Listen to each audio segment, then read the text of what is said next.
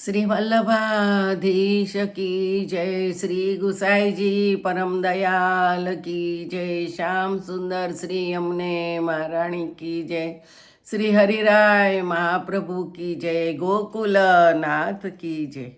આપણે શ્રી મહાપ્રભુજીની બેઠકનું રસપાન કરીએ છીએ. તેમાં 84મી છેલ્લી બેઠક આવી છે, ચરણાટની બેઠક.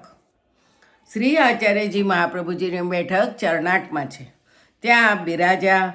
પહેલાં તો આપને સપ્તાહ કરી, ત્યારે ત્યાં અલૌકિક આનંદ થયો. તે સમયે ગંગાજીના તીર ઉપર એક બ્રાહ્મણ રહેતો હતો. તે નિત્ય વિષ્ણુ સહસ્ર નામનો પાઠ કર્યા કરતા હતા. તેણે 12 વર્ષ સુધી પાઠ કર્યા. શ્રી ગંગાજીના તીર પર બેસી રહ્યા. ત્યારે એક દિવસ ઠાકોરજીનું સ્વરૂપ ગંગાજીના પ્રવાહમાંથી પ્રગટ થયું. આ જોઈને તે બ્રાહ્મણે પ્રાર્થના કરી, મહારાજ, હું તો વૈરાગી છું, આપ તો મહા અલૌકિક છો. કોઈ ગૃહસ્થને ત્યાં બિરાજો તો સારી રીતે સેવા થાય. મારું તો નિત્ય અડધો શેર દૂધ આવે છે, તેનો ભોગ ધરીશ અને સ્નાન કરાવીશ. ત્યારે ઠાકોરજીએ આજ્ઞા કરી કે 1 મહિનો તારે ત્યાં બિરાજીશ. પછી હું કહું ત્યાં તું મને લઈ જજે. મારી ઈચ્છા થશે ત્યાં હું બિરાજીશ.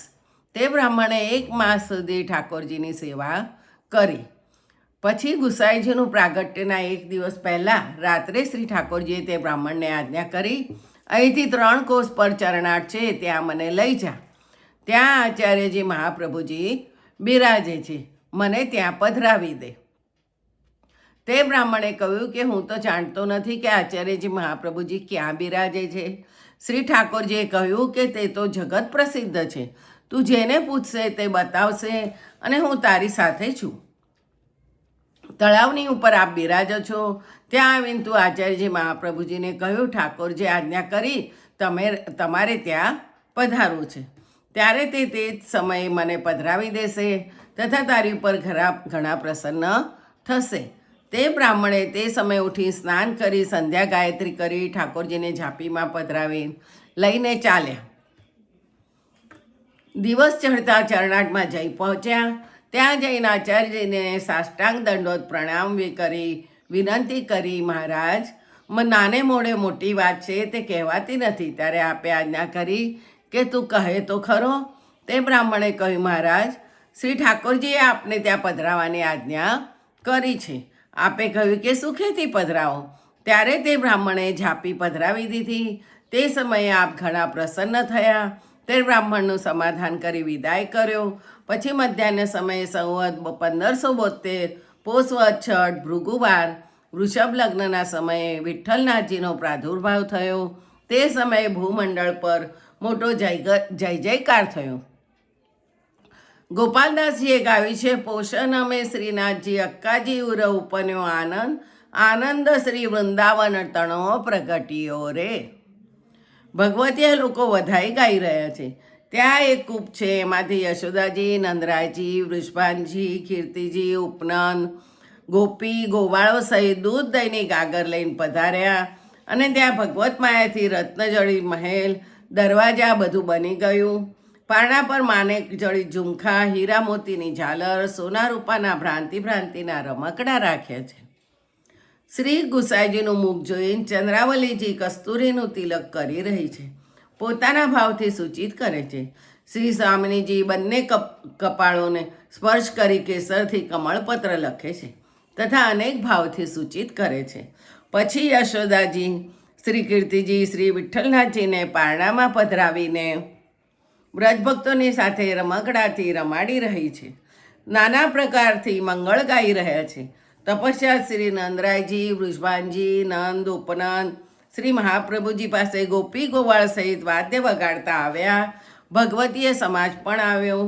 ત્યારે વ્રજભક્તોએ મહાપ્રભુજીને અક્ષત દુર્વાથી વધાઈ આપી. પછી નંદ મહોત્સવ થયો.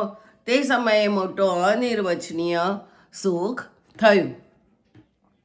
તે સમયે ભગવતીએ વધાઈ ગાઈ, પોષ નિર્દોષ સુરસ કોશ, સુંદર માસ કૃષ્ણ નવમી, શુભ ઘડી શુભ દિન, આજ શ્રી વલ્લભ સદન પ્રગટ ગિરિવર ધરન ધાર્યો, વિધુવદન છબી શ્રી વલ્લભ વિઠ્ઠલ રાજ. આવી અનેક વધાઈઓ ગાઈ. પછી શેષજી પધારે. છાયાની તરફ બ્રહ્માજી પધાર્યા અને વેદ ભળવા લાગ્યા. મહાદેવજી ઊભા થઈને તાંડવ નૃત્ય કરવા લાગ્યા. ઇન્દ્ર 33 કરોડ દેવતા સહિત આવ્યા અને નિશાન બજાવવા લાગ્યા હતા. ફૂલોની વર્ષા કરવા લાગ્યા, દેવાંગના ગુણગાન કરવા લાગ્યા. શ્રી વ્યાસજી, શ્રી સુખદેવજી વગેરે આવ્યા. 88,000 ઋષિમંડળ આવ્યા, જે તે વેદ ધ્વનિ કરવા લાગ્યા. મેઘ જેવી ગર્જના થઈ રહી છે. અપ્સરા આવી નૃત્ય કરે છે, ગંધર્વ ગાન કરે છે, બંદી માગધ ભાટ યાચક ઘણા આવ્યા છે. બધાને શ્રી મહાપ્રભુજી સન્માન કરે છે. દૂધ દહીંની જાણે સરિતા વહી રહી છે. એવો નંદ મહોત્સવ થયો. તે સમયે કોઈને દેહની સુધી રહી નહીં. અષ્ટમહાસિદ્ધિ નવનિધિ દ્વાર ભૂરાય છે. લક્ષ્મીજી દ્વાર બંધનવાર બાંધે છે. સ્થાન સ્થાન પર મંગળ કળશ સજા છે. ભુવન પ્રતિ ભુવન ધ્વજ પતાકાઓ ફરકી રહ્યા છે. મહાઅલૌકિક આનંદ થઈ રહ્યો છે. તે સમયે ભગવતીએ વધાઈ ગાઈ છે. તે વધાઈને એક એક તું કહી છે. ઝુરી ચલી હે બધાએ શ્રી વલ્લભ ગૃહ સુંદર વ્રજ કી બાલા. અને ઝુરી ચલી હે બધાએ શ્રી વલ્લભ ગૃહ પ્રગટે શ્રી વિઠ્ઠલ રાય. અને શ્રી વિઠ્ઠલ પ્રભુ પ્રગટ ભયે શ્રી ગોકુળ સુખદાયી. આવી અનેક વધાઈ અનેક ભગવતીઓ લોકો ગાય છે. પછી શ્રી મહાપ્રભુજી મંગળ સ્નાન કરીને પધાર્યા. 100 રૂપિયા મોહનનો ઉચ્ચાર કરતા પધાર્યા. શ્રી ગંગાજીમાં સ્નાન કરી પછી આપ પોતાના સ્થાન પર પધાર્યા. તપસ્યા દાન આપવા માટે આપ શ્રી નંદરાયજી, વૃષભાનજી, મોટા મોટા ગોપો સહિત શ્રી આચાર્યજી આવીને બિરાજ્યા. આપણે ત્યાં હીરા માણેક અનેક ભંડાર ભરેલા છે. હજારો ગાયો ભેંસોના ઠાઠ ઊભા છે. જેણે જે માગ્યું તે તેને તરત આપ્યું છે. તુરંગ હસ્તી રથ સુખપાલ આપ્યા. ભંડાર સવારે ખોલી દીધા. બંદીજન બધા બેસીને આચાર્યજી મહાપ્રભુજીના યશોગાન કરી રહ્યા છે. માગધ, સૂત, ચારણ, સિદ્ધ, ભાટ વગેરેને મનોવાંછિત દાન આપ્યા છે. તે સમયે કુલગુરુ ગર્ગાચાર્યજી આવ્યા છે. તેમણે ગુસાઈજીની જન્મપત્રી વાંચી છે. પોષ સુદીનમય ભૃગુવાર વૃષભ લગ્ન મધ્યાહન સમયે શ્રી વલ્લભાત્મજ શ્રી વિઠ્ઠલનાથજીનો પ્રાદુર્ભાવ થયો છે. તે અનેક કામનાઓ પૂર્ણ કરશે. તેને 2 વહુજી થશે, 7 લાલજી થશે. એના વંશમાં જ બધા પુરુષોત્તમ થશે. માયાવત મતનું ખંડન કરી બ્રહ્મવાદની સ્થાપના કરશે. દૈવી જીવોના ઉદ્ધાર કરશે. તીર્થોને સનાત કરશે. તેનો યશ અપાર હશે. એક જીવાથી ક્યાં સુધી વર્ણન કરીએ? શેષ મુખથી પણ પાર મેળવી શકાય નહીં. પછી કુળગુરુ મહાપ્રભુજી વિદાય થઈને પધાર્યા. ઇન્દ્ર, વ્યાસજી, સુખદેવજી, અપ્સરા, ગંધર્વ, બ્રાહ્મણ, મહાદેવજી બધાને દંડવત કરી પોતપોતાને ધામે પધાર્યા. શેષજી પોતાના લોકમાં પધાર્યા ત્યારે ભગવતીઓનો સમાજ લઈને આપ અંદર પધાર્યા. શ્રી ઠાકોરજી તથા ગુસાઈજી બંને સ્વરૂપોની એક જ છબી હતી. તે જોઈને મંદ મંદ હાસ્ય છે. ભગવતીએ લોકોએ ગાયું છે. આનંદ ફેલ્યો ચહુદિશ છબી નિરખી શ્રી વલ્લભ સે.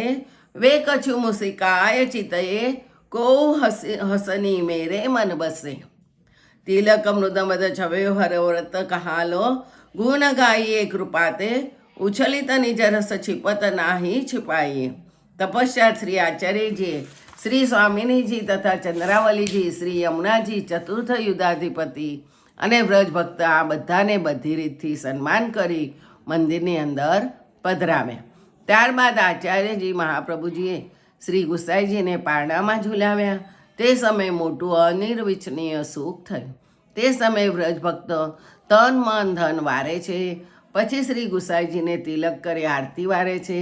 તે સમયે ગુસાઈજી હાવભાવ કરે છે. વ્રજ ભક્તોને કટાક્ષ ભાવથી સંબોધન કરે છે. શ્રી યશોદાજી કીર્તિજી પારણું ઝુલાવી રહી છે. પછી શ્રી નંદરાયજી, શ્રી વૃષભાનજી વગેરે બધાએ શ્રી મહાપ્રભુજીથી વિદાય થઈને આશીષ આપી. હંમેશા આપનું ઘર સુબસ વસે અને આપમાં બધા પુરુષોત્તમ થશે. બધા પુષ્ટિમાર્ગને પ્રકાશિત કરશે. સારસ્વત કલ્પની નિત્ય લીલા કરી દૈવી સૃષ્ટિનો અનુભવ કરાવ્યો. શ્રી ગોકુળપુર વસાવીશું. ઉત્તર અધિક પ્રતાપ થશે. આવી આજ્ઞા કરી ગોલોક પધારે. આચાર્યજીને આજ્ઞા કરી કે આપ શીઘ્ર પધારશો. પછી વ્રજભક્તો ગોકુળમાં પધાર્યા. તપશ્ચાત બધી અલૌકિક ભગવત લીલા અંતર્ધ્યાન થઈ. ત્યારે ભગવત માયાથી જે મહેલ વગેરે અલૌકિક વૈભવ થયો હતો તે બધું ગુપ્ત થઈને પૂર્વ જેવું સ્થળ થઈ ગયું. શ્રી આચાર્યજી તથા શ્રી ગુસાઈજીએ બધાના માથે માયાનું આવરણ કર્યું, જેનાથી બધા માતા પિતા પુત્ર આ ભવથી જાણવા લાગ્યા. આચાર્યજીએ અલૌકિક ભગવતીના મનોરથ સિદ્ધ કર્યા. આ ચરિત્ર સાથે શ્રી ચરણાટની બેઠકમાં મહાપ્રભુજીએ પ્રગટ કર્યું છે. મહાપ્રભુજીની 84 બેઠક ચરિત્ર આજે અહીંયા સમાપ્ત થાય છે. બીજું આવતીકાલે કંઈ નવું ચાલુ કરીશું. જય જય શ્રી ગોકલેશ.